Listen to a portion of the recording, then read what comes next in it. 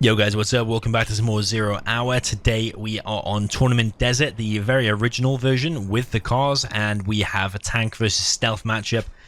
You're probably wondering who are these players. Now these players, we've got stealth versus tank, and AceVentura is Rising, who is one of the few Zero Hour experts. This is an older replay, a few years old, and we've got Oracle, who I believe is a guy called Tricky. I never actually played with this guy, I don't think. I might be wrong. I don't think I ever played with him. I think it was before my time on Zero Hour. But I'm led to believe that Rising was one of the best players at the time. And actually, I've seen him play a few times recently, I think. And he is still very good by all means. And Tricky, I don't know who he was, but I believe he was one of the top players as well. We've got a truck rush coming from the tank player from AceVentura, which is Rising. Kills one worker, which has achieved his goal, and the other truck is going to kill the cars. Of course, when you were playing Tournament Desert with the cars, you kind of always had to do something like that, or maybe even go for tank hunters and try and kill them with the tank hunters, because the cars are very overpowered. We've got a worker building a tunnel over here. We've got this one already established with the supply, and a tunnel and a war factory back in the base, and the truck has tried to crush this bunker back here. We have got a war factory, and now he is established on two supplies. The tank player, Rising, aka AceVentura, and we've got Flamer taking out the barracks there. I don't know if that was a worker or a terrorist. I think it was a terrorist, and the GAT has gone to this right hand side to deny this worker, and he's going to push forward a little bit. We've got a technical coming in now, and going to engage the GAT. I don't know if that's the greatest idea. Is that worth it? Yeah, it's worth it. Yeah, it is worth it. They're 1 for 1, both worth the same, but you get the XP for killing the GAT. So yeah, actually, it technically is worth it. But based on tank, generally going to be having 2 war factories faster than you're going to be having 2 arms dealers, and also tank's units are stronger. You probably want to be not trading off units. You probably want to be picking your battles really, really carefully. The technical is now going to take out the truck and is going to scrap up to a super tech, I would believe. So fully scrapped up tech, that is going to be pretty powerful. Worker is going to start building the tunnel there on the right hand side, which is going to keep up pressure on both sides now. GAT is going to find this worker over here, but the tunnel is already established, and that GAT is actually going to go down. Not worth it at all. If he picks off the second RPG, you could maybe say it was nearly worth it. But the war factory now is in severe danger because, well, actually we've got some harassment back here as well with the super tech. We've got the tunnel is being established in the base, and we've also got the trucks have been forced off. But the war factory is going to go down, or the arms dealer rather, for the Oracle stealth player, aka Tricky.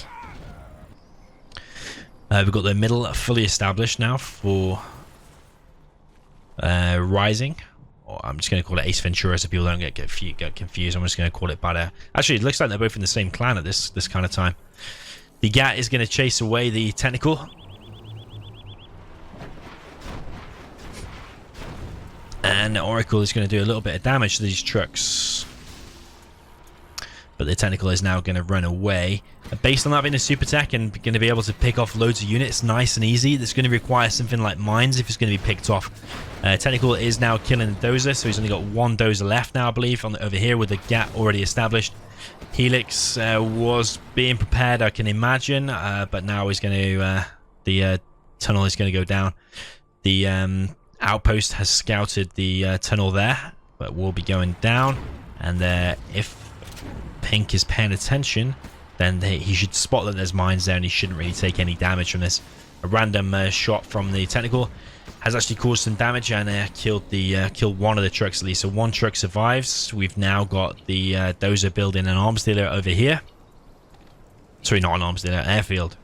Starts with the same letter, but it's by no means the same thing. But the super tech is going to continue running around causing havoc. The arms dealer has now been rebuilt. 3 GATs going to form a line of defense here, and I don't think that technical is going to be able to get in. It's actually going to take a hell of a lot of damage, almost going down, but he does retreat just in time. But the tank player is now fully on 3 supplies. That truck has now been rebuilt, but he really wants to get Helix. It's got to be Helix. He's going to make MiGs. He's right in front of a tunnel, though. If he just pops out some quads here, he's going to be able to take that out, and that gas not going to be able to do anything about it. So that placement of that airfield, I really don't like it. It's not going to be able to hold up if you're repairing it with a dozer. And I don't really like this from kind of the pink player, Oracle. Because this hasn't been taken. No RPG inside of here. He can see all of this, very easy, but he's still not popped any quads out and able to take this out. Toxin Tractor has cleared out some of the center. We've got a Hijacker in the mix as well, and the Technical is going to take out that RPG. Hijacker does get ran over, and then Toxin in the face after the death. So a bit of a kick in the teeth. Helix is now going to come in, but it's going to take a hell of a lot of damage from these RPGs. And I'm not even sure if it's full or if it's got the bunker upgrade already. He must be preparing the Gatling cannon. That's why he wants to build a Helix, because he wants the Gatling cannon to try and kill that. But the quads aren't going to pop, and that Helix is going to go down. The last thing you want to be building really against Stealth is a Helix as tank, because it's such an expensive unit, and only 2 quads popped out of that Stealth tunnel then, and it killed it. So it's not very good at all. Super Tech is going to kill that Flamer super quick. And the units are just going to go back inside, then repop out and just clear this out again. So a few units wasted here from Red, the tank player. And tank actually doesn't have a lot of stuff at all at the moment. He's got a couple of units. He's got 3. He's now got 3 units, and now there's 2 Super Techs out. I really can't see any way that tank is going to be able to kill these, to be honest. Tank at this point should be a 100% dead. There is another 2 Helixes in the mix. But the 2 Super Techs are now going to split up. And one's just going to run straight into the Gatling cannon. Don't like that at all. It's very poor. Those 2 units were game-winning units. You just park there, just killing the units with a few quads for defense. And there was no way that those technicals were going down. But now the technicals have been completely wasted, and these Helixes have actually paid off for him. The airfield has now been picked off by the Vet 2 quad and another quad.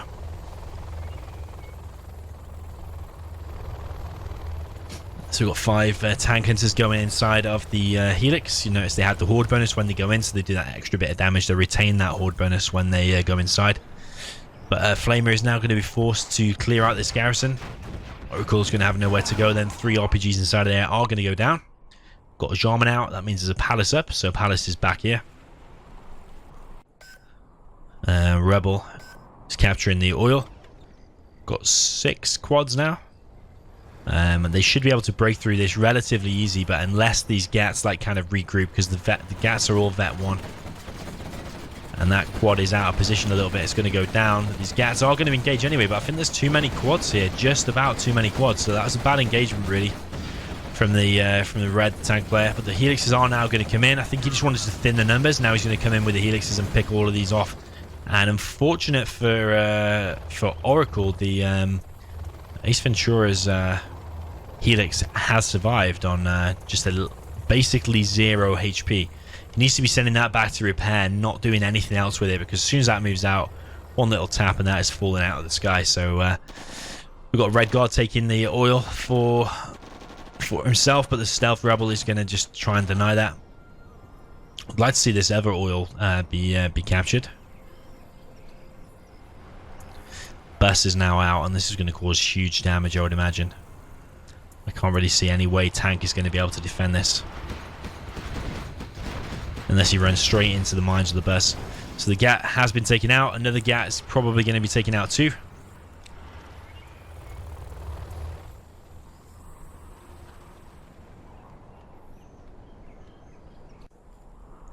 Got 3 quads back in the base, and the game has slowed down a little bit. We've got a 3rd supply for Oracle established on this this right side here. Would like to see some of these buildings taken for him, but sadly nothing taken yet. If you capture that, it provides a huge scout. You can see when the things are coming. But I suppose what he's trying to do is to be completely stealthed, which he is doing.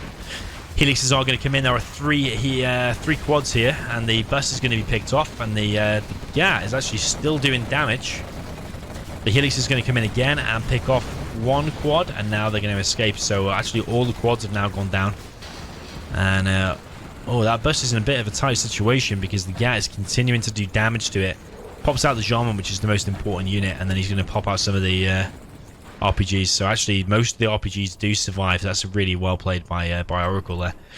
Artillery is now coming in. Mine drop is now coming in. So I imagine the mine drop is going to be like kind of over here. Just try and completely block off this side. I would like to see him get his oil though.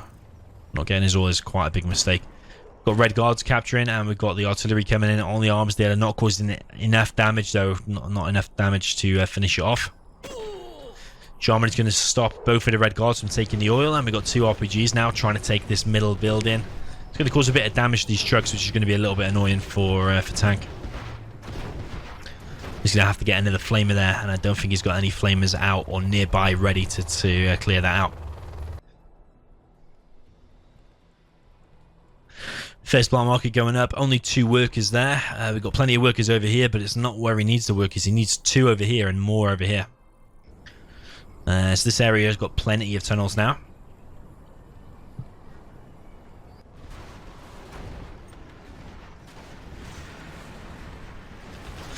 Flamer coming in and trying to kill the tunnels, but I think those 2 tunnels combined will be able to slowly take that out. So I'm not sure they're going to be able to do. I'm not sure tanks are going to be able to do enough damage. But combined with the helixes, maybe he's going to be able to cause enough damage. Both, well, one tunnel already down, second tunnel very close to going down. Jarman has been popped out, as well as one of the buses, but the bus I think is going to be taken out as well, just escaping I think. Jarman has gone down, a few RPGs have gone down there in the center, but this third supply is now well and truly established, collecting very slowly for Oracle. We've got another load of RPGs here, I assume ready for a bus. As I said, it pops out some of the buses. Yeah, but Oracle doesn't really have that much map control. I mean, I don't know why he's not going inside of these. And I don't know why he didn't go inside of any of these when he had the control either, because that would have massively helped. Maybe that one. Not so much, but back here.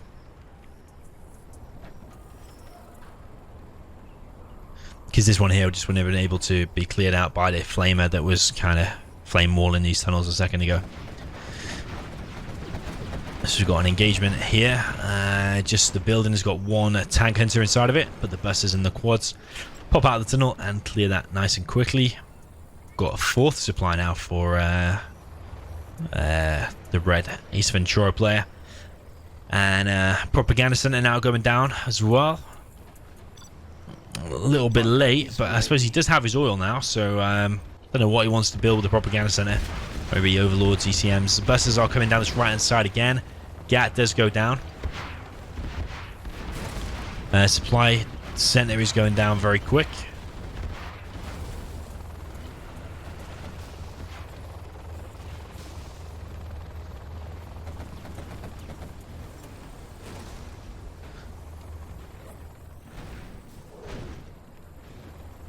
Now the army for Oracle has gone back. Flame wall has been established, not before being sniped by the Jarman. So the flame wall is going to be stopped. I don't know why he's doing loads of helixes versus stealth. It's very, very strange. Flamer has been captured by the rebel ambush. The trucks are all going down. A troop crawler has been deployed against stealth, which also is very, very strange. The flamer has tried to take out the supply dock here. But the supply dock does survive, but it's only got a little bit of HP left. This supply, of course, is completely mined out. A Gatling cannon is being re-established there on the right-hand side. This supply has only got 5,400. Both players still have their oils. And the bus does manage to take out this 4th supply. It is going to escape, just to confirm the oil is alive. Mines have been delivered to the center of the map, and a flamer is going to engage these couple of quads here in the tunnel. I don't think it's going to establish much, but the helixes are now engaged on this right hand side. There's not actually that many quads out, all things considered. I mean, if there was just 1 stinger there and a few quads, that would repel these 4 helixes. A massive, expensive investment. I mean, it doesn't really change Stealth's army composition that much anyway, because you're going to be making quads and busters no matter what the tank makes. So you don't usually would make mass helixes if you want to force the enemy to go quads, but because the tier 1 units the Stealth can make is only quads, maybe that's why. Maybe just wants to stop him going mass busters, which could happen. To do barrage, trying to bait out the tunnel pop from with the helixes. Unfortunately, just missed it by a little tiny bit. That could have gone really amazingly. That could have been a game-changing moment if it had just used a different tunnel to pop from. Maybe you didn't know about this one. So the helixes are getting a little bit close again. The quads are going to cause a little bit of damage, and the Toxin Tractor is going to clear out that one unit there, whatever it was, a Red Guard or a Tank Hunter. So Tank's main supply is almost mined out. Stealth second supply is mined out, and this one, Shock, it's got 17k left. That's because you've been collecting with 2 workers for a large chunk of the game, my son. So Buster's been taken out by the mines and then finished off by the Overlords and ECM. Bunker has been established now on this right side, completely bunkering himself in on that right side. But I don't like these Overlords because the Jarman can just snipe both of them and a Rebel Ambush can take over both of them. So I don't really like that. That's why in like more modern pro games you'll see more tier 1 units, like the Battle Masters and ECMs, with all the upgrades rather than fewer Overlords, because Jarman can just take them out. With Rebel Ambush it can actually cause massive damage to your own army, never mind causing damage to the enemy. So we've got 3 markets now up. One is stealthed. These quads are not going to be able to achieve anything, especially if they're going in line formation against this. Massive mistake there, losing 1 quad for absolutely nothing, giving the enemy some extra XP that you don't want to be giving him. Both foils are now still up at 17-minute mark. Lotus is now out as well. Worker is trying to establish a tunnel there on the left, but the Gat is going to take it out just in time, or just straight away rather, not just in time. But you see what I mean, the Overlords are able to be killed very, very quickly. The Troop Crawler is here to back it up though, and actually the load of quads are going to be taken out, and combined with the helixes, if they're all still alive, which I'm pretty sure they are, these Overlords ECMs are actually causing massive damage. It was quite a bad pop there from Oracle.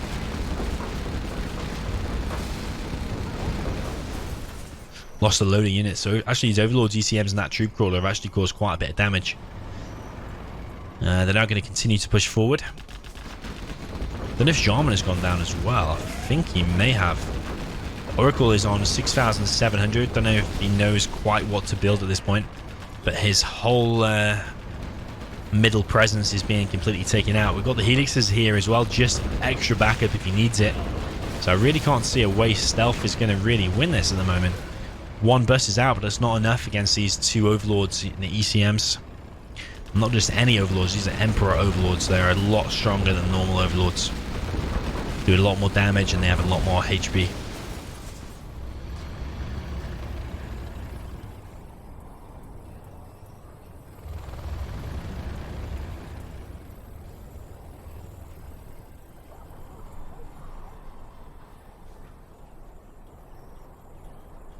So the game has slowed down a little bit. We've got Emperor Overlords and ECMs pushing down this right hand side. Probably the oil is going to be going down, but there are 3 black markets out though, so that's going to keep him going a little bit. But his main supply is still collecting. Still got 10k left. He's floating 6,000 as well. Oil is very quickly going down.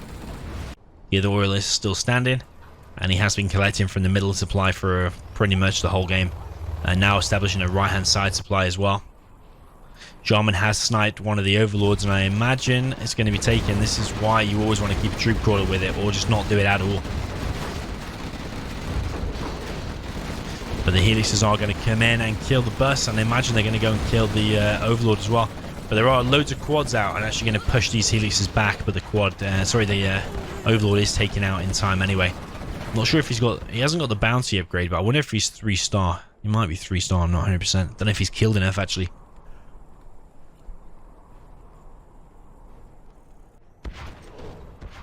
So Red Guard is going to be left to fight the RPG there.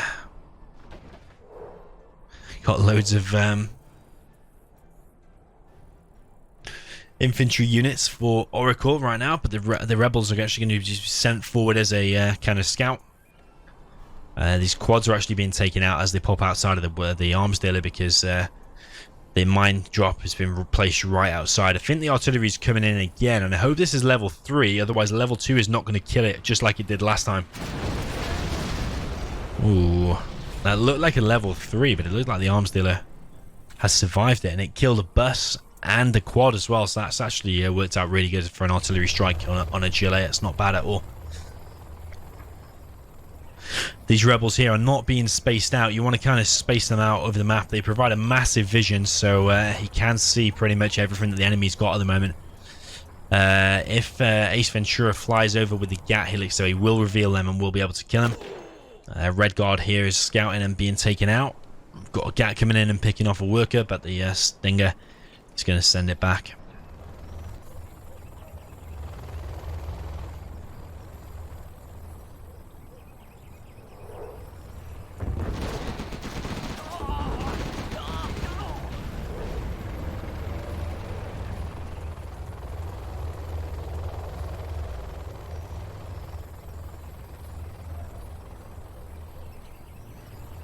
So still five helixes on the map. We've got Emperor Overlord, 2 ECMs and a troop crawler. But AceVentura has really taken over the map control at the moment. You see Oracle really is cornered in this part of the map. One GAT is being taken out there. And the units are actually of stealth are going to engage this bunker. Just trying to clear it out, clear some map control. And they are going to succeed. He has got the junk repair upgrade, so the quads are all going to heal. Got 2 arms dealers out now for the stealth player.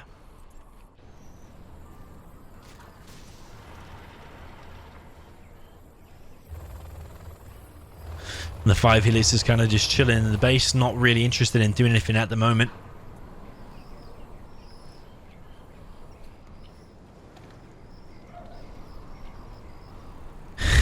Painfully slow to watch, but the Emperor Overlords are moving out. Or they are in fact moving out. It may look like they're staying still, but they are very, very slowly, like a snail. They are moving out. So the RPG there is going to be taken out by the Emperor Overlord. You probably really wouldn't want to fight an Emperor Overlord like in real life. Probably one of the worst ways to die. If the cannon doesn't kill you, then the Gatling on top will kill you. Jarman is here though, and I think Rebel Ambush must be ready soon. I can't remember exactly when it was used last. It was used on that right hand side, but I can't remember how many minutes it's been. Emperor Overlord has been sniped and then recaptured back by the troop crawler. This Emperor Overlord has to be careful, but I think now all that's left is quads inside of that tunnel, so if they do engage now, I'm pretty sure the Emperor Overlords will still be able to kill them all. The stealth player might be able to pick off one Emperor Overlord, but it is healing, and the Jarman is back in the mix. Another quad probably going down there. Almost going down. Quads are going to repop from all the way over here.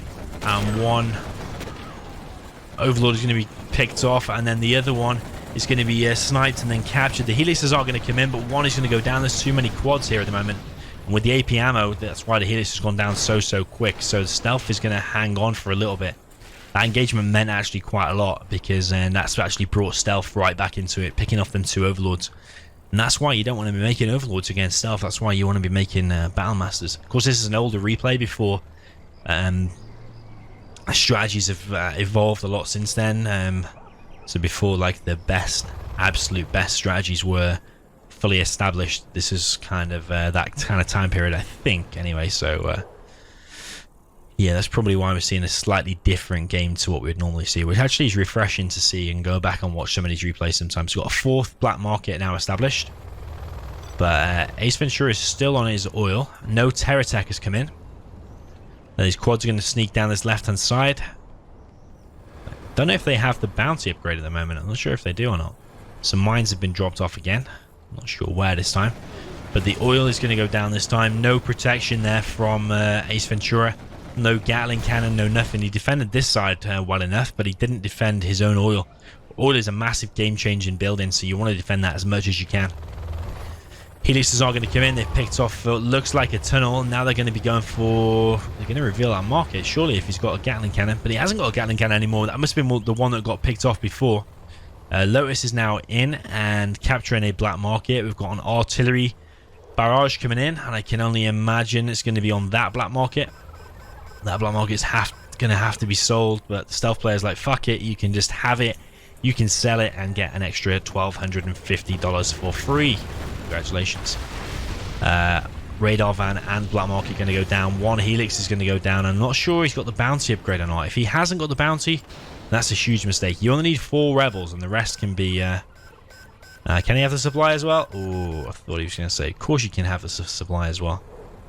But to represent in the win, he's actually kept the black market as well and just collecting the $20 every few seconds. But the... black market does now go down. That's a big mistake, really. You should have sold that black market because you would have got 1,250 from it, which is more than the few 20s.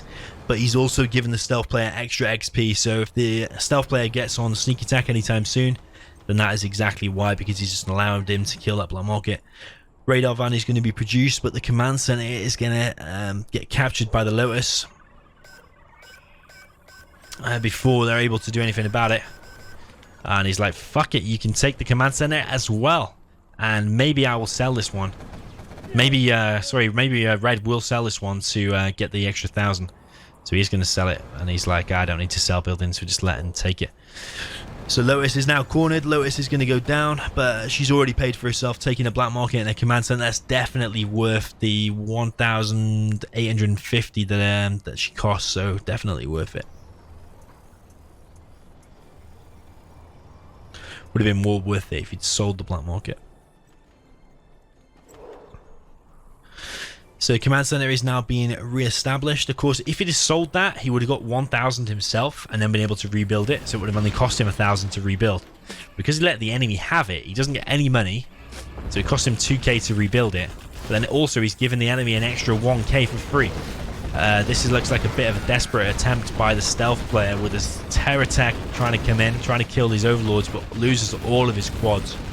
You never want to engage with quads against overlords like that. That's absolutely horrific by him. And now the stealth player is probably going to be losing. I can't see any way the stealth player can now win. Command center is being re-established, but the stealth player does go down. You can tell kind of the strategies hadn't fully evolved. Quite fully back then. These two I'm led to believe were top players at the time, so this was the best of the best, or maybe like top 10, top 5, something like that. And Ryzen at the moment, who was the red AceVentura player, I've seen him playing in the last maybe year or 6 months or maybe even 2 years, and he is definitely a really good player, but maybe back then the strategies weren't fully formed, so different to what you normally see now. Supplies collected actually pretty close, just a little bit more for the tank player, and actually units destroyed pretty close, just a little bit more for the tank player. So yeah, hopefully you enjoyed this, guys. Different players and different kind of strategy from a kind of different era, so a little bit of a change to what we normally see. So GG, cheers for tuning in, and I'll see you very soon.